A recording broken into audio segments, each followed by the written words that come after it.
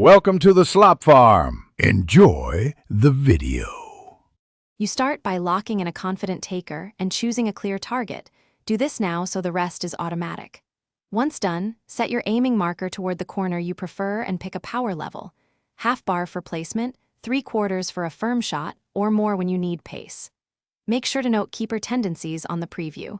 If they dive early, you'll aim differently.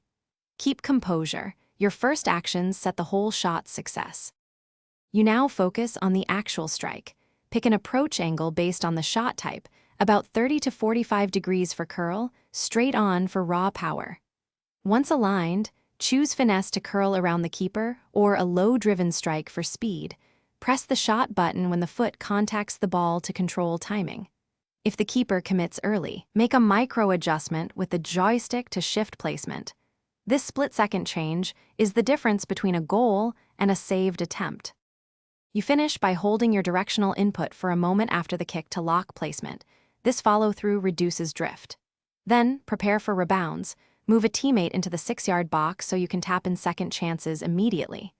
If the penalty misses or the keeper reads you, reassess. Change to a low-driven strike, tweak run-up angle, or swap taker. That single troubleshooting adjustment will fix recurring issues and increase consistency. Thanks for watching. Consider subscribing if we helped you today.